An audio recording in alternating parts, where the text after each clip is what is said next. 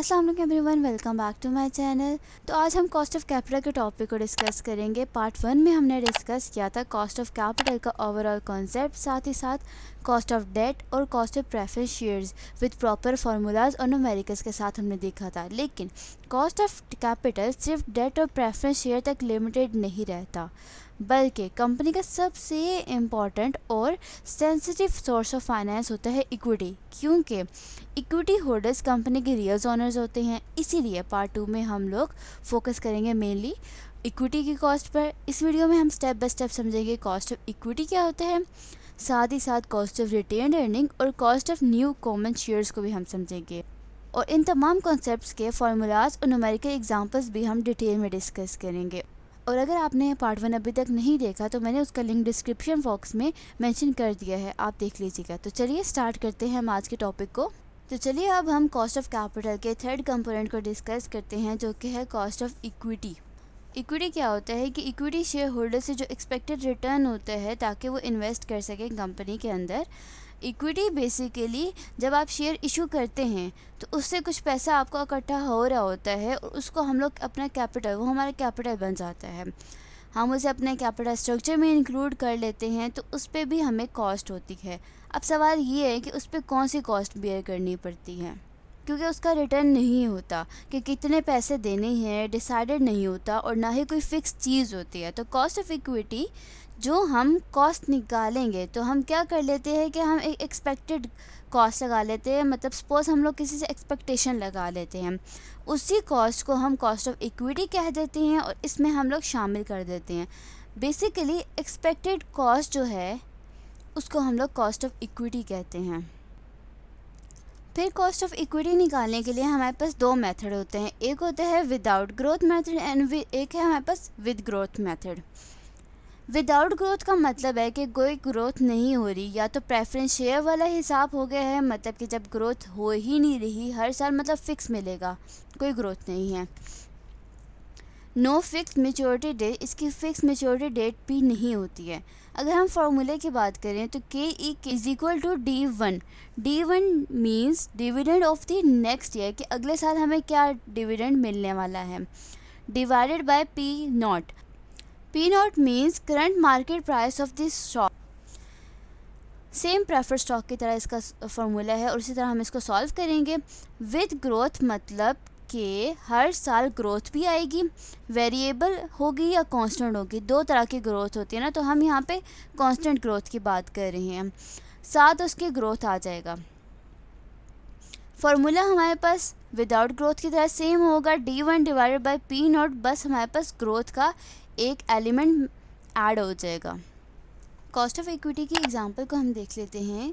Are companies current dividend ₹2.25 per share. Current dividend जो है D1 basically वो हमारे पास क्या है 2.25 पर शेयर, और dividend expected to grow at 8% per year. ये हमारे पास जी आ गया है ग्रोथ, और करंट मार्केट प्राइस जो है वो हमारे पास आ गया 40, ये हमारे पास आ गया है P0।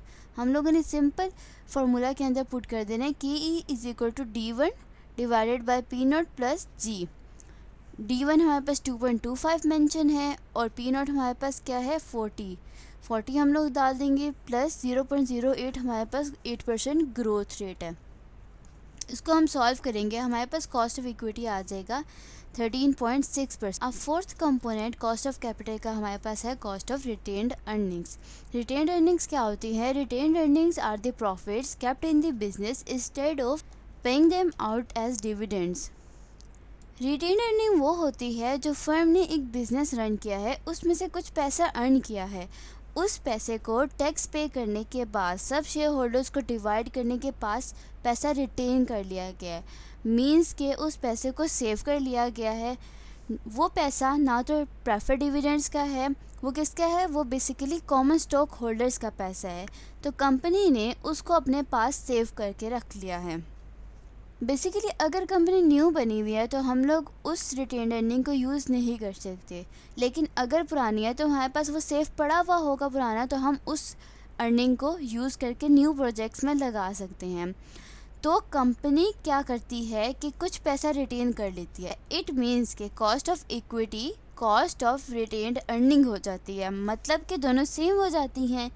मीन्स के कॉस्ट ऑफ इक्विटी आए आपको या कॉस्ट ऑफ रिटेन्ड अर्निंग, तो सेम ही फार्मूला यूज़ होगा और इसी के फार्मूले के साथ दोनों की वैल्यूज़ हम फाइंड कर लेंगे, क्योंकि इसमें कोई डिफरेंस नहीं है। हमारे पास जो कॉस्ट ऑफ इक्विटी है वही कॉस्ट ऑफ रिटेन्ड अर्निंग भी है। हाँ, लेकिन डिफरेंस तब आएगा जब कंपनी ये करे कि रिटेन्ड अर्निंग को सेव करने के बजाय, रिटेन करने के बजाय उसने वो यूज़ कर लिया हो, या फिर वो कुछ नए कॉमन स्टॉक इशू कर दे या कुछ न्यू सिक्योरिटीज़ इशू कर दे। वो नई सिक्योरिटी इशू करेगा तो डेफिनेटली उसको कुछ ना कुछ खर्चा बर्दाश्त करना पड़ेगा, उसको कोई ना कोई कॉस्ट बियर करनी पड़ेगी, जैसे कि फ्लोटेशन कॉस्ट हो सकती है। तो इसलिए मैंने यहाँ पे लिखा है कि cost of new share of common stock, नए शेयर इशू करने की जो कॉस्ट आती है उसको फाइंड करना है अब हमने। तो cost of new share of common stock की अगर हम बात करें तो उसका फॉर्मूला हमारे पास क्या है, K n cost of new share of common stock is equal to D1। Dividend क्या है, नेक्स्ट ईयर का dividend, dividend of the next year, divided by N का मतलब क्या होता है कि कॉस्ट ऑफ न्यू शेयर, इसकी जगह हम लोग के एन भी आप यूज़ कर सकते हैं, कोई मसले वाली बात नहीं है, प्लस जी हमारे पास है ग्रोथ। अब हम लोगों ने एन अगर फाइंड करना हो कॉस्ट ऑफ न्यू शेयर, तो वो हम लोग कैसे फाइंड करेंगे, P0 माइनस फ्लोटेशन कॉस्ट, या फिर हमें जो भी कॉस्ट भी आपको क्वेश्चन में गिवन होगी, जैसे डिस्काउंट होगा या फ्लोटेशन कॉस्ट होगी या कोई अंडर प्राइस आपको हो रही होगी वैल्यू शेयर की, तो वो हम लोग यहाँ से इसके अंदर से माइनस कर देंगे हम लोग। अब हम इसका एक न्यूमेरिकल सॉल्व कर लेते हैं। हमारे पास गिवन है कि अ फर्म्स करंट मार्केट प्राइस जो है वो ₹40 है शेयर की। Firm expect a growth rate हमारे पास है 6%, और करंट डिविडेंड जो है हमारे पास है वो है ₹2.25 की, हमारे पास D1 भी हम इसको कहते हैं। अंडर प्राइस जो शेयर है वो अंडर प्राइस हो रहा है ₹3 से, उसकी ओरिजिनल प्राइस क्या है 40, एंड फ्लोटेशन कॉस्ट उसे क्या बेयर करनी पड़ी है, वो है ₹2 पर शेयर।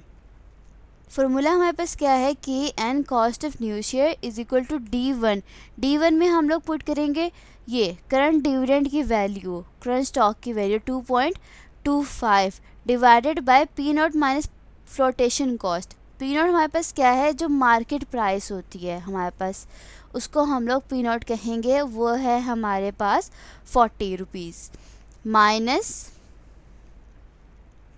मैंने आपको क्या कहा था कि फ्लोटेशन कॉस्ट हो या जो भी कॉस्ट हो, यहाँ पे जो अंडर प्राइस वैल्यू है ये भी हमें कॉस्ट बियर करनी पड़ रही है, हम इसको भी इसमें इंक्लूड करेंगे, माइनस हम लोग 3 करेंगे, और फ्लोटेशन कॉस्ट को भी हम लोग मार्केट की प्राइस, करंट मार्केट प्राइस से माइनस कर देंगे, प्लस करेंगे हम लोग ग्रोथ, हमारे पास क्या आता है 6% रेट गिवन है ग्रोथ रेट का 0.06। अब हम इसको सॉल्व करेंगे तो हमारे पास आंसर आ जाता है 12.42%। तो हमारे पास आंसर आ जाता है 12.42% cost of new share of common stock. अगर इन केस की तो इस फार्मूले से करना है सिंपल, क्या करना है कि करंट मार्केट प्राइस में से हम लोगों ने, या सेलिंग प्राइस जो होती है उसमें से हम लोगों ने फ्लोटेशन कॉस्ट या जो भी हमें कॉस्ट बेयर करनी पड़ी होगी उसको हमने माइनस कर देना है, और इसको हम लोगों ने D1 से हम लोग डिवाइड कर देंगे, ग्रोथ को हम ऐड कर देंगे, और सिंपल हम लोग ये हमारे पास कॉस्ट ऑफ न्यू शेयर निकल आएगी। तो ये था हमारे पास ओवरऑल कॉस्ट ऑफ कैपिटल का टॉपिक, और इन डिटेल इसके हम न्यूमेरिकल किसी और वीडियो में एक दफ़ा फिर हम लोग शेयर करेंगे। इस वीडियो में मेरा मकसद था कि मैं आपको मेथड समझा दूँ। इसके बाद हमारा टॉपिक है weighted average cost of capital का, वो तभी निकलेगा जब हमें ये सब कॉस्ट पता होंगी। अब हम नेक्स्ट वीडियो में weighted average cost of capital के टॉपिक को डिस्कस करेंगे, उसमें हम लोगों ने इन सब कॉस्ट को दोबारा से डिस्कस करना है। होप सो आपको वीडियो पसंद आई होगी। Thank you for watching.